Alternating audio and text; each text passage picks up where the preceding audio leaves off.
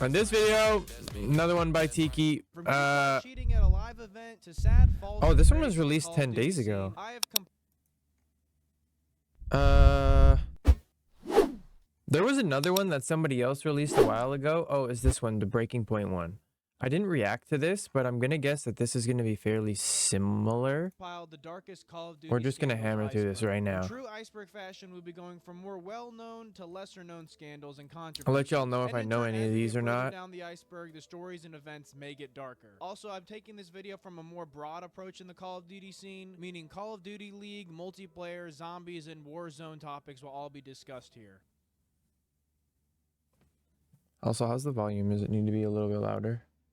Welcome to Layer 1, where you probably know just about everything I'm about to talk about. We can go ahead and start with Pred. We've got to start somewhere, and what's better than a current and still developing story? With that in mind, a lot of what I'm about to talk about is still kind of like speculation and developing. Optic Pred was a Call of Duty pro for Optic Texas, and just recently won champs this past year during the MW3 season. Pred was a key factor for this team, so it was pretty obvious that this roster would remain the same for the Black Ops 6 season. That was until the second week of the season. Optic Pred was removed from the roster and replaced by Hook, who was also a former Optic player. And this was not for a performance issue, but a personal issue. So rumors began to fly off the shelves pretty quickly. People saying that his parents passed away or that he had a kid in Australia that nobody knew about that he had to go take care of. Really, like, just literal fairy tales, honestly. But the rumor with the most evidence and substance had to be the gambling addiction rumors. Apparently, and I really want to emphasize that word apparently, it's so bad that he's in a lot of debt allegedly to Hex, and for those who don't know, that's the owner of Optic. Allegedly, he was betting like over $100,000 on NFL games and blew through all of his champs money. But regardless if that's true or not, or even related to this next point, his mental health was fucking for sure fucked in a if bad that's state. true. That's like the overarching like true factor here. So hence why he not only stepped away from the Call of Duty League, but also went back home to Australia. He came out and posted a video explaining that his mental health is just not in a good spot and how he's not happy with himself and he just needs to like rehabilitate himself. I have to go work on my mental health and make sure that I'm in a stable mindset to like be able to just do normal shit. You guys are saying like, why that's cap, they unfollowed you? They unfollowed me because I'm not on the team. I don't have a timeline of when I'm going to be back. Like, I don't really know when I can confidently say and look myself in the mirror and be like, you know, I'm ready to come back. My goal is to come back after the first tournament. That's like my, like what I set myself out, but that to me is my goal. I don't even know what team it's going to be. Like, there's no guarantee on anything. Like, I don't know what team it's going to be. I don't know what it is. Currently a free agent. Which is really great to hear he has that like self-awareness and accountability for the situation, but he had little to say about the gambling allegations, so one may be led to believe that it's deeper than that. And like I said, these are all rumors and honestly still very much so developing currently. As far as Optic, they seem to have been quiet about this situation. The only nods we've gotten are that they unfollowed him on Twitter and also taken down his champs poster in their competition room. I'm sure we'll get more information in literally like in the coming weeks if I had to guess. CSGO Lotto and CSGO Wild. T Martin and Syndicate were two very big Call of Duty creators in the early days of Call of Duty. Spoiler alert, this also isn't the last time we're going to be talking about Syndicate on this list. T Martin kind of has a more analytical approach to Call of Duty content, reviewing guns and like tips and tricks videos, where Syndicate was more of a let's player and gameplay creator. Anyways, in 2016, Counter-Strike skins were as big as ever, and these being digital items, the regulations of buying, selling, and most importantly, gambling these items were extremely vague, if non-existent. I was going to say there's probably nothing. Began uploading content showcasing their experiences with a brand new website called CSGO Lotto, where you could score extremely rare skins that had real-life price tags attached to them that you could then turn around and sell to turn a profit if you get lucky enough. I found this new site called CSGO Lotto, so I'll link it down in the description if you guys want to check it out. But we were betting on it today, and I won a pot of like $69 or something like that, so it's a pretty small pot. Anyways, this drew more attention to the website since they had a massive following and were able to give CSGO Lotto a ton of promotion. Well, it turns out Syndicate and T Martin were the ones behind this website and actually created the whole entire project together. So with that in mind, it's really easy to potentially fake reactions, or better yet, fake the winnings themselves to promote this website in a way that made it look like a money machine. Well, I've never seen... We won already! Yes! That's what I'm talking about. Yes! Yes! That's the way. I like it.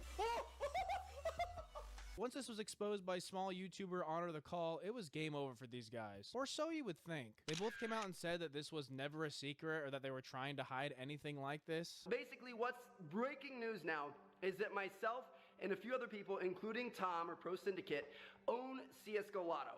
And this is something that has never been a secret. I don't understand why it's this big breaking news now, because it's never been like under wraps. It's never been a secret. Found this new site called CSGO Lottos. Even though there's not a single clip or like any statement from either of them disclaiming that they have any association with this, I didn't know company, anything about despite this. each having several videos about the website, like blatantly promoting it. On top of this, the website was in such unregulated territory that just anyone can use it, including children. Which might I add that Syndicate and T Martin both have a major overlap in the community when it comes to minors. Like their content was very much so like kid-friendly, kid-adjacent, meaning on paper they were promoting a gambling website to underage kids, faking the results, and not mentioning they had any affiliation with this website. Truly insane. As far as the repercussions, it really was just a slap on the wrist and a warning from the FTC. Other than that, there was no jail time, fine, or any type of penalty. This is because of how he's so unregulated much the younger there. buying, Holy selling, fuck. and gambling of digital items was back then. Frankly, to my understanding, to this day, it's still very vague. Also, a small honorable mention goes to FaZe Banks and other members of FaZe Clan who were caught up in a similar scandal with CSGO Wild, which was basically the same thing with that same unregulated market. But once these websites were getting reprimanded, CSGO Wild had heavy ties to FaZe Clan, but FaZe denied any involvement despite creators from FaZe Clan promoting it and also faking their reactions. I got it! Oh shit! I got it! Let's go! You're at the 56 grand! Let's go! I got the fucking wild! I put 2,500 on Oh, they it, faked bro. that. The 60K! Yay! And this was around 2016, but it wouldn't be all the way until 2020 until FaZe Banks revealed that he was a part of it the whole time on a podcast. So we create this website, and through our rake and all this shit, we were making like $200,000 a day. And we set it up in Antigua. We set it up in Antigua. I had a house in Antigua for like. Where's that? For like Antigua in the Caribbean. Island, yeah. Where? It's an island. One of in- those like islands where they The best. It's an island in the Caribbean where What? where gambling, where running a gambling website is completely legal if you have the permits and stuff to do it. So we flew there. We flew there private. Sat down with the guy who runs the country. Basically paid him like $100,000, and he gave us the license. And we had this whole estate. And we had guys with because this place. And again, technically what they were doing wasn't illegal, but just because it's not illegal doesn't necessarily mean it's right. I think at the end of the day, you just have to take accountability in the moment, but instead they just chose to lie about it. No Russian. MW2 is a lot of people's favorite MW franchise, and I think it's all around That one of the best transition's Call of crazy. Duties. Multiplayer, Spec Ops, and campaign included. Well, as a lot of you know, the campaign included one of, if not the most controversial missions of all time, being No Russian. I'm not going to show gameplay of the climax of the mission, if you will, just because I feel like YouTube won't like that. But you all know what it is. You're undercover with Makarov, and to put it lightly, massacre hundreds of innocent people in an airport. Obviously, this wasn't a hit with a lot of people and was met with a lot of controversy. And this kind of like kickstarted the whole like, do video games make people violent conversation. It was very much so in the media. And to be fair, the campaign does ask you when you load it up for the first time if you want to skip this mission, and during the mission you're also able to skip it at any given time. But the fact that this existed in 2009 was wild. Aches versus Nade Shot. We all Yeah, know that who is Nade pretty Shot crazy, is, actually. arguably one of the faces of Call of Duty, more specifically when it comes to the competitive scene. His history with competitive COD dates back to its conception, and UMG Chicago strikes one of the most controversial moments in the CDL. COD Pro Aches is recognized as one of the most hated players in the league's history. With an arrogant and cocky approach to every situation he's in, it's pretty easy to dislike him. And then at UMG Chicago, after Optic beat Complexity, when it was time to shake hands, Aches gave Nade Shot a little extracurricular, if you will. I've seen this so many times.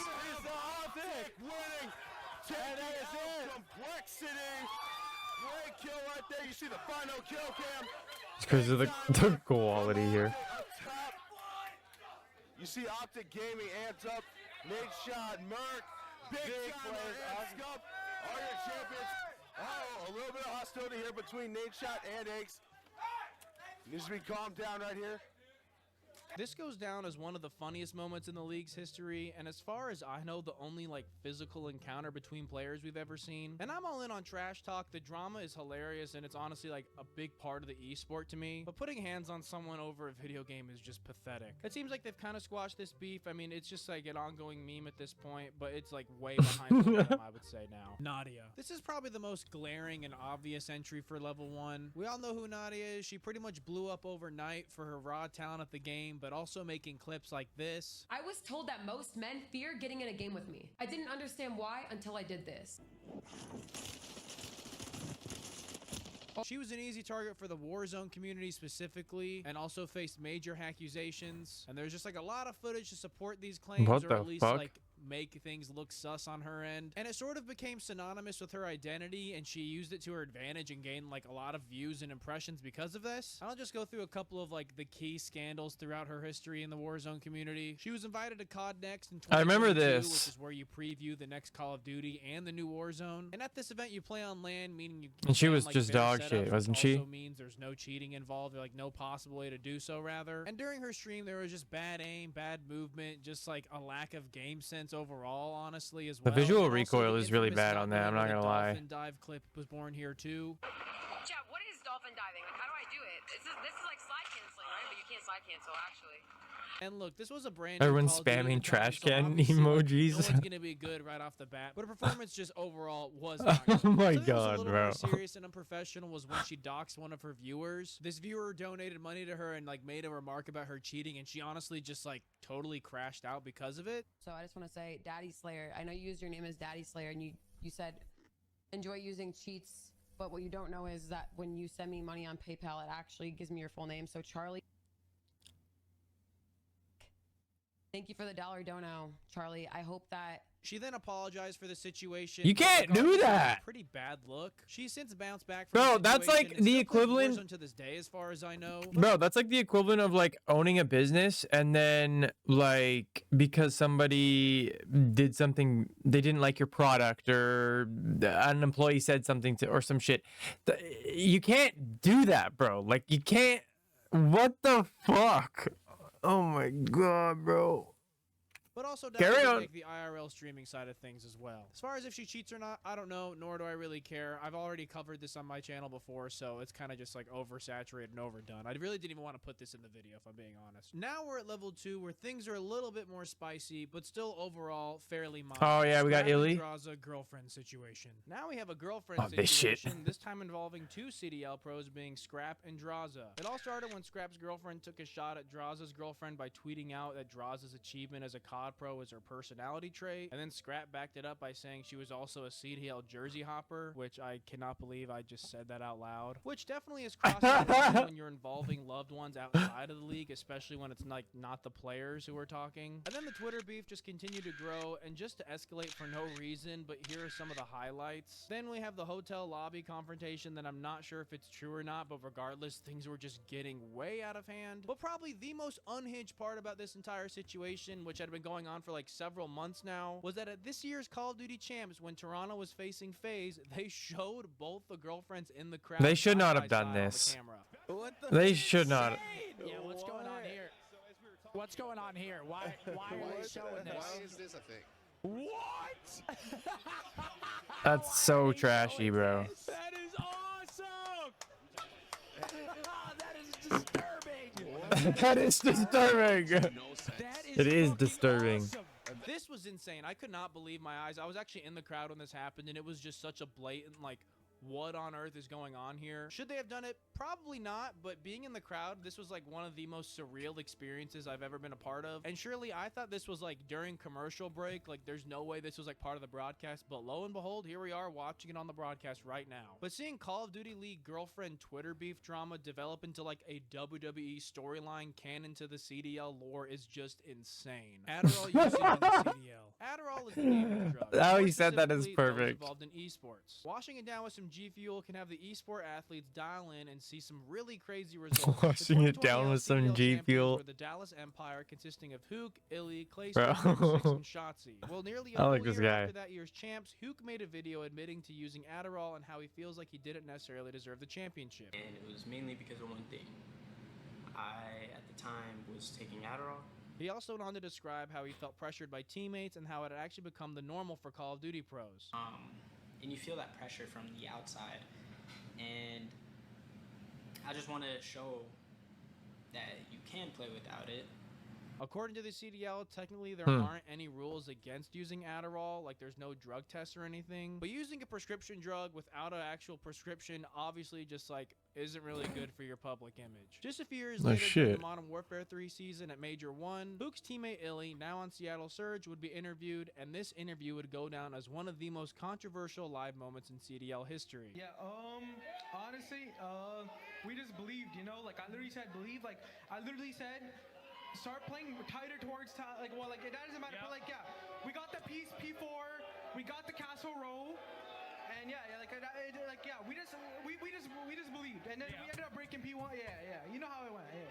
Many immediately speculated that Illy was on Adderall or some type of speed to cause him to quote unquote tweak during the event, and in turn alter his performance. Then before the next major, Illy was dropped by the team for undisclosed reasons. But since we have Hooks and pressure from teammates back in 2020, which is when he was teammates with Illy, people are led to believe that Illy was abusing Adderall as well, and thus dropped by the team. Now, a lot of people claim that everybody's on Adderall in the league, which is probably true, or at least somewhat true. Regardless of the accusations currently against Ender, you might as well accuse 80% of the league for the exact same shit. But since Illy was caught, or maybe like speculated in doing so in arguably a blatant way, it may not have been good for the Surge to continue working with him. The CDL to this day has never made a comment on this subject, and it's looking like they never will. But as far as Illy goes, he's been more active on Twitter and on Twitch recently, so we could see him back in the CDL in due time. Syndicate fake round 115 world record. And just like that, Syndicate is back on this list, this time for a fake Zombies world record. Black Ops 1 was a big deal for the Zombies community as it saw major upgrades and evolutions to the Zombies It's a pretty formula, big thing to fake.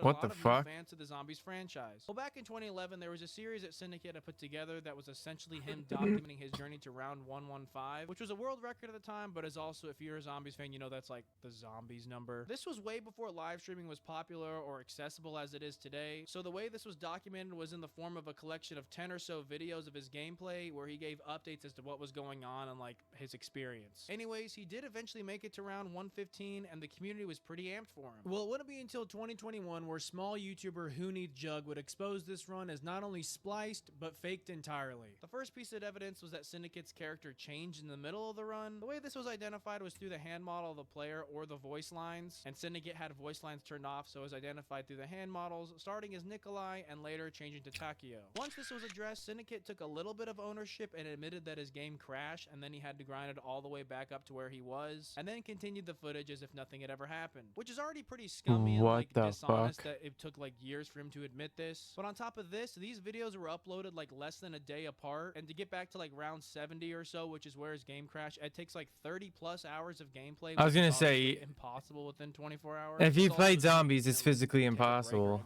And this is where it becomes much deeper than just a spliced run. Since 30 plus hours between a 24-hour time span is physically impossible, people are now led to believe that some type of game manipulation or console commands were in use to go past rounds. On top of that time warp, there are many starter guns that were unpurchased despite being purchased on the first playthrough, which would mean he either changed his strategy from the original run or used round commands to cheat. This is easily shown by the gun physically appearing inside the outline after buying it, but since it had it, it meant he didn't buy it once throughout the entire game. On top of this, there's evidence to support that he used a console command to spawn in the thunder gun, since when you use a command to spawn it, it's unloaded, and when he shows himself getting it on his later rounds, it spawns in with 2 rounds missing. Suspicious. Round this off with some of the least skilled gameplay and a history of lying, as we've already stated, and you've got one of the most disappointing and shameful events in the Zombies franchise. There's a ton of polarizing opinions on the subject, but at the very, very, very least, he 100% spliced these runs together and pretended like it was just one, which I know the technology wasn't there to do live streams, but to pretty much lie about it for like 6 years and like kind of half-assed your way out of it that time later, like pretty lame. But this in turn caused a domino effect on accusations for other things on the run. I personally think there's some type of gameplay manipulation going on between the second run and the first run, but Carl Jobs has a really good video going in depth over this situation that will give you way more specifics and details if you want more information on the faked round 115 from Syndicate. Bobby Poff. On to a more recent incident that involves streamer Bobby Poff, who is a well-known Warzone streamer. He's in the subgenre of nuke grinders in Warzone and creates some of the best content in that regard. Anyways, a month or two before Black Ops 6 launched, he was hit with a permaban. And for those that don't know, this is something that Ricochet takes very seriously, stating, "If you see a permanent ban, those are given with the most serious considerations after significant research. It doesn't matter what excuses people give, there are no false permanent bans." With that in mind, the COD community and Bobby Popp's fanbase were quick to label him as a cheater and how they always knew he was cheating and that they're surprised it took him this long and so forth. Well, Bobby was pretty shocked because he claimed he had never cheated. So Bobby Poff got in connect with his people at Activision, asking them like maybe it was his foot pedal that caused this. Then they said that it wasn't. Then he asked if maybe hackers could be manipulating his account to make it look like he was cheating, to where they said that was physically impossible. And this went on for just under 2 weeks, where there was no information regarding the situation and people were just led to believe that he was a cheater because these permabans are never false. So long story short, it actually ended up being other cheating accounts manipulating legit accounts into looking like they were cheating, and Bobby Poff was one of those innocent accounts, despite them saying that this was impossible. On top of that, Activision never made any type of like formal apology on the situation. They just kind of like let him burn. They did release a statement saying that other accounts could make innocent accounts look like they're cheating, which is pathetic that they have to admit that. And I actually used this story as an example of how terrible the Ricochet anti-cheat is. That's if you pretty want to fucked. check out that video, I'll link it at the end. But it's horrible to see one of the best Warzone creators get disrespected like this and see his life get turned upside down for almost 2 weeks. Nick Merckx operator. During the Modern Warfare 22 year, Nick Merckx and Tim the Tatman were going to be getting their own operators, which made a lot of sense. However, shortly after the release, during an LGBTQ protest at a school board meeting, Nick Merckx tweeted, "They should leave the children alone. That's the real issue." And nothing more. He's a Well, fucking Activision hair. didn't like this, so Call of Duty tweeted, "Due to recent events, we have removed the Nick Merckx operator bundle from the Modern Warfare 2 and Warzone stores. I We are still think focused this on was all celebrating just pride with our so fucking employees and stupid. our Oh my community." god. This was a pretty polarizing decision. A lot of people were in support of Nick, and a lot of people like hated what he said. I personally think it was a pretty mild statement. It's not like he was like antagonizing Pride or anything. Most notably, Tim the Tatman tweeted, "Nick Merckx has been my friend for years. We went in getting our COD operators together. It feels wrong for me to have mine and him no longer have his, and in support of my friend, please remove the Tim the Tatman bundle." This is another story I covered in my Warzone video, so it feels redundant to spend any more time on it, but I do think that this is a testament to like the risks involved with putting real life people in your video game. If you don't agree with everything that they say or will say in the future, then don't add them. That's just like the risk you take here. Nick Merckx operator has never been added back since, but Tim the Tatman's is still in the game. Here at level 3, we'll start to dive into some actually sensitive subjects for some people, and some not so sensitive subjects that are more so just like lesser known stories about the Call of Duty community. Start glitch. The first year under the Call of Duty League was under Call of Duty Modern Warfare. With this game brought an infamous glitch known as the start glitch. Upon death, watching a kill cam and bringing up your pause menu shows your minimap as usual, but from the perspective of your killer. This meant all your enemies would be highlighted on your map for you to see exactly where they are in real time, which gave you free information for you and your team. Well, once this was discovered, pro teams did their best to keep it quiet, yet still abused the glitch. Once it became more well known, it was a legitimate part of the meta for Modern Warfare 19, and teams were abusing this left and right. Make sure watching cams. Make sure watching cams. Pillars, His team. Make sure watching cams. Make sure watching cams. It became so apparent that teams and players that weren't abusing or knew about this glitch, such as Clayster and Crim6, were demanding that teams release their comms videos. Normally listen-ins are part of the CDL, but since this was the COVID year, everyone was playing online and that was just like not really possible. But as far as repercussions or penalties for abusing the glitch, there were none. Since this was a part of the game, there wasn't a way to enforce or penalize anyone using it, since it was just simply how the game was played. And no matter what, there were tons of players using this because there wasn't any reason not to. If you can't beat them, join them. What's really sad about this is that it wouldn't get patched until the latter half of the season, meaning people who were using it early on had more than a half of a season of exploitable gameplay. Alright, they're pushing by rig. They're pushing by rig. I have a real strong feeling about that one too. World Series Yeah. 2024. I feel like this next one doesn't get talked about near enough just because of how pathetic of an event it was. I was lucky enough to attend the World Series of Warzone this past year, and let me tell you, this was one of the most half-assed events I've ever been to. And that includes like any event, like any sporting event, any concert I've been to. This event sucked. The location was announced barely a month before the actual event. There was absolutely nothing to do outside of watching the event, and let me tell you, there was a lot of downtime between matches. It was roughly like at least an hour, probably sometimes closer to 2 hours between maps. There were PC problems, most notable with the infamous Biffle GPU debacle. Yeah, is there any reason why we have different graphics cards? Like mine's 7600, his 7900. Yeah, that's What are you guys talking about? that's fucked. And to round things off, they didn't even sell half the tickets available. I really wish I took more videos when I was here because like this stadium was more than half empty. It was pathetic. Like you could hear a pin drop in this stadium. Especially after attending Champs a few months prior, which was an amazing event, this was a very disappointing experience. And I was at this event by myself. It was just kind of like, you know, I just wanted to check it out or whatever. We planned a trip to Vegas around it, but my friends didn't go with me. But then 2 of them decided they want to go, and they literally still were not selling tickets online. They had to like buy them at the box office there. It was almost like they didn't want this event to be successful. It was ridiculous. Jimbo. The COD Challengers League is the step below the actual Pro League. Just about every COD Pro comes from Challengers and works their way up. That being said, there's a lot of opportunity and skill in Challengers, so it's important that it's taken seriously. Well, Jimbo, who was on Team Orbit alongside Geo, Gravity, and Classic, was playing in a major Challengers tournament on LAN when all of a sudden he got banned mid-match. Obviously, this immediately started turning some heads, and Jimbo had tweeted out how it was a mistake and they were like working on getting his account back, because as we already said, false bans happen. But this was not a mistake. His account was flagged for cheating. And his Since this team was lasted Challengers, too. there's limited broadcasts, if any footage at all, to showcase any cheating going on. But Doug Censor had accused Jimbo of cheating earlier in the season and had asked them for a monitor cam, which they never got. We had some issues with the team we played in the finals. We asked them for a monitor cam link when we went down 0-2, and they just refused to give it to us. They said that they would send it to us later, and I just asked them to add a delay and send it. But being accused by a Call of Duty pro of cheating is a pretty big accusation to carry, so when he got banned at a LAN, it was pretty obvious as to why. The ban was left pretty ambiguous from Activision, but they assured that it wasn't a false ban, so people were led to believe that it was a 1.9 million views is wild. that he was able to somehow use on LAN. Others saying that it was just his account that What a was fucking flagged for idiot. using it in the online portions of his gameplay, then got banned live in person, since that's when like the software was detected by the anti-cheat. I don't really know. All we know is that he's for sure a cheater and he got banned at a LAN, which is just hilarious. But this Yeah, is what one a of the moron. hilarious cheating scandals out there, since it happened live and in person. But unfortunately, his teammates were disqualified, and under the assumption that they like didn't know this was going on, that honestly sucks for them, just like missing out an opportunity. And also all the other teams who played them in the qualifiers also got totally shafted here. Mr. T Lexify. Here we have another fairly recent piece of drama that was stirring in the zombies community. About 5 months ago, Mr. T Lexify, a very popular zombies YouTuber, was accused by his ex-girlfriend of a lot of really bad things.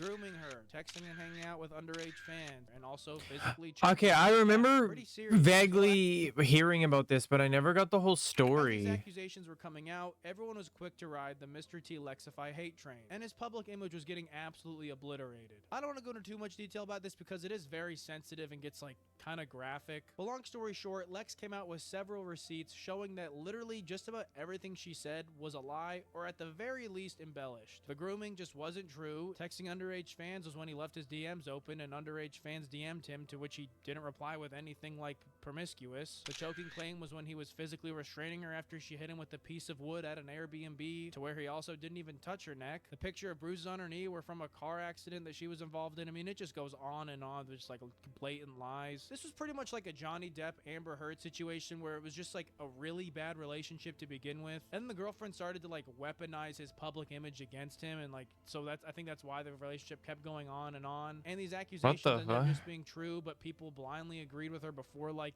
anything was even really released. The Smith Plays infamously made a video against T Lexify just to blindly agree with the accusations by his girlfriend, which is really sad to see because they were really good friends before this. Always innocent until proven guilty. And I want to reiterate, there's way more to this situation, so I'm going to leave T Lexify's video down below if you want to watch it. Blur glitch. Another competitive exploit is the blur glitch from Black Ops 2. In Black Ops 2, there were certain angles a players could hold and aim down sight in specific areas, and the peripheral vision would go from normal to blurred, which corresponded to an enemy player being in a specific location, in turn giving the player holding the angle free information. Now onto the CWL, where it's theorized that players had known about this glitch and exploited it months before it became public. And although the players technically GA'd the glitch, there was no real way to enforce it, as the tournament organizers couldn't officially rule something that's a part of the game out of play. This created a lot of controversy and speculation that players were still abusing it. You can see in some matches that in the CODcast review, some players are just in map locations and holding angles you would never have any reason to hold. But to this day, this is very Because they're doing it, obviously. but it's Of course. Tensor's fake trick shots. Trick shotting was FaZe's signature move, literally, in the early days of their content. So when they were hosting a top 100 FaZe 5 open submission, people were really excited to participate. Well, Sword Tensor, who was a well-known trick shot at the time, submitted his trick shots that were pretty solid, but were faked. These clips had to be in a public lobby, but Tensor had simply done these in a private match with a brand new dummy account standing still. The way this was discovered was through an investigation on the gamertag he had killed, having 0 achievements unlocked. Not even like the achievement to get like level 10. It was like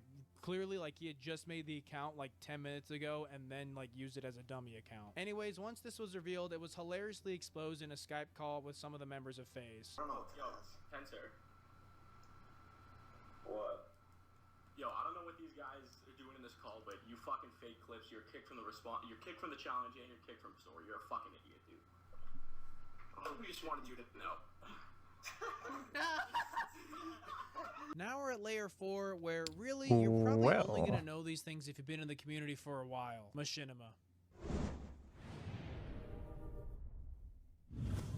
In the early days of YouTube, gaming content was unmonetizable. Not sure if that's a word, but we're just gonna roll with it. In comes Machinima. Basically was an entity to serve as the corporate middle ground between gaming creators and YouTube, to get videos uploaded by creators to their channel, and in turn give them 60% of the revenue, since if they were to do it on their own, they would be getting 0%, which really wasn't a bad idea for small creators. This gave them an opportunity to post their content on the 4th most subscribed to channel at the time and actually get paid for it. And for the longest time, Machinima was almost exclusively Call of Duty. I remember for sure this was like my exclusive platform for Call of Duty content from COD 4 to MW2. Well, since Machinima realized they had somewhat cornered the market on gaming content on YouTube, they had began to let greed overcome the passion for genuine gaming content and turn their backs on these creators. With insane contracts with the minimum duration being like 3 years, once a creator began to take off, they were just completely married to Machinima and couldn't let their own channels flourish. That's CNanners, fucked. Pyrocynical, and even PewDiePie were some of the victims of this scheme. And then once YouTube developed into more like gaming-friendly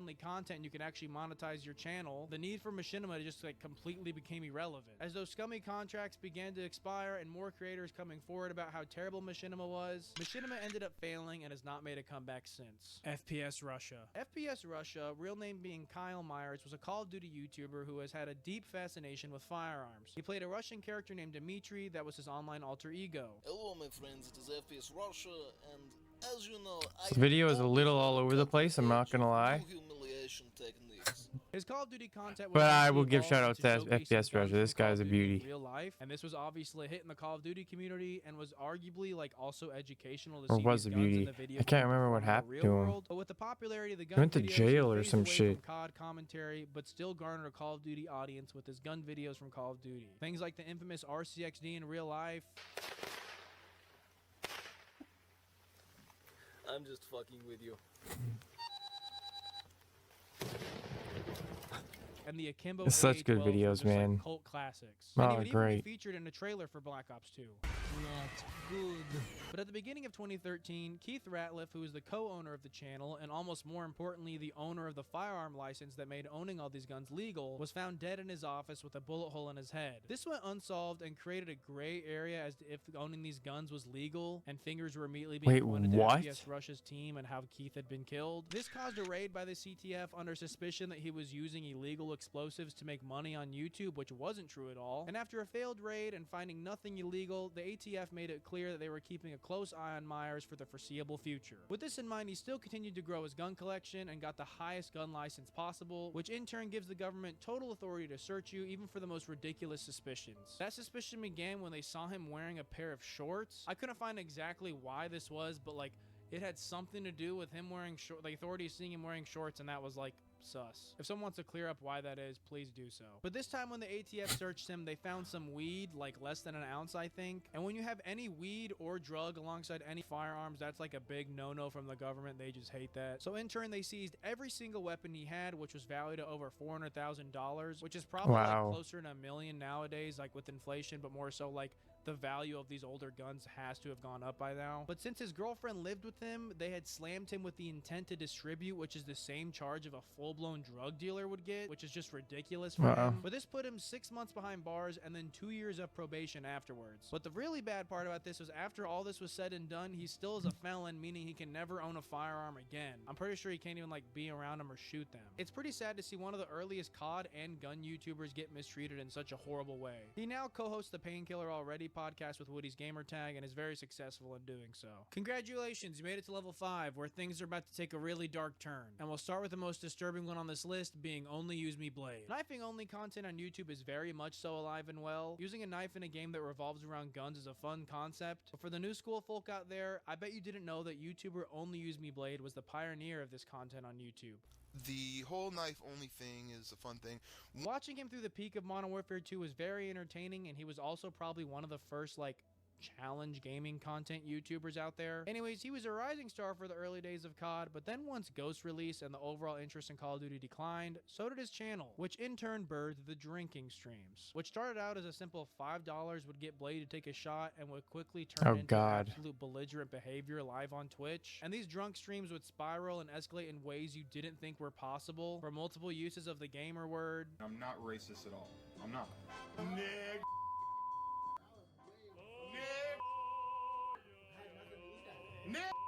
Countless misogynistic statements and gropings that I will not show. Look at this. No, look at this kid. Look at this soft serve. Oh, you look untouched, baby. Yeah. And even making out with his biggest fan's wife while he was upstairs and would later walk in on them. You literally can't make this stuff up. These actions resulted in several bans and is honestly like watching like trash reality TV is pretty entertaining except for when it gets like sad for other people. There were several red flags. I knew about this guy's content, but what the fuck?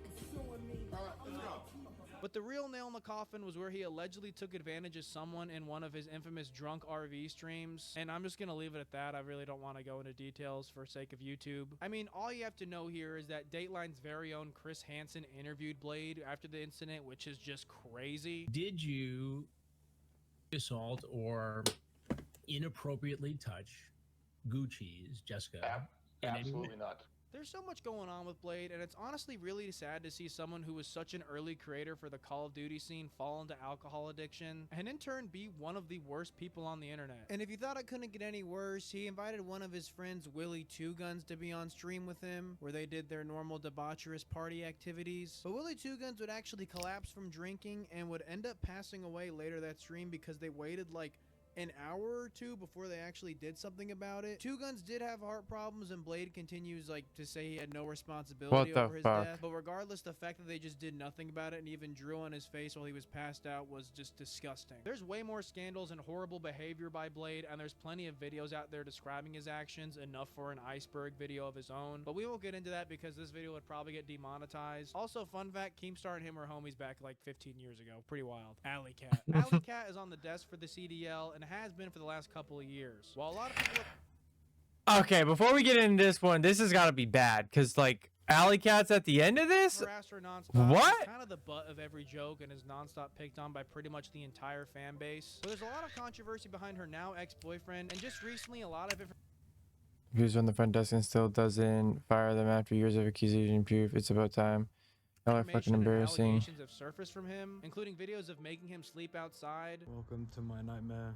Outside again, off her house with my luggage. She has threatened me again and told me to sleep outside. And clips of her verbally abusing him. That guy wants to run to my dad to lie and manipulate them to play victim. Shame I recorded this morning as proof. Bear in mind she came in, fed the cats, then woke me up by talking shit loud enough to wake me up. Left and I locked the door behind her, and now this up.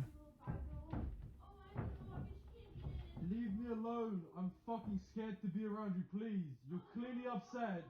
So please go and calm down. Please leave me alone and go and calm down. I do not feel safe to open the door around you. I have done nothing, and all you're doing is screaming and shouting. So please leave me alone. You're not gonna be happy with what happens when I walk away if you don't unlock this fucking door. You're scared of me now? Wait until you keep fucking disrespecting me and not unlock. You're clearly not. Which is definitely Wow, bad. that is She her for initially stated sure. that she was the one being abused, but then this came out, and I really don't know what side to take here. And like I said, this is all still very fresh and developing, and I think it's kind of like extra juicy because she's like the face of the CDL in a way. And these allegations occurred during nearly a whole month of no CDL matches. So it's going to be pretty interesting if the CDL is going to have any comment, or if we're going to come back like next week and she just won't be there. We just really don't she'll know. be there. Activision frat house. You've probably heard about the sexual misconduct at Activision Blizzard, specifically with the whole McCree to Cassidy name change situation. And I feel like that kind of stole the spotlight for how bad this situation really was. This involved Activision Blizzard as a whole, and basically, if you were a woman, it didn't sound like it was a fun place to work. They had what they called cube crawls, where they would get hammered and Flashbang. go around harassing the women in the office from cubicle to cubicle. And the average conversation between men there was probably the same conversations you would find in the voice logs of an MW2 search lobby in 2010. Where this gets even more disturbing, and something I bet a lot of people don't know, is that a female employee actually took her own life after the whole office sent around nude photos of her at a work Christmas party. Once again, there's That's way more fucked. to this, and Activision did pay out a whopping $100 million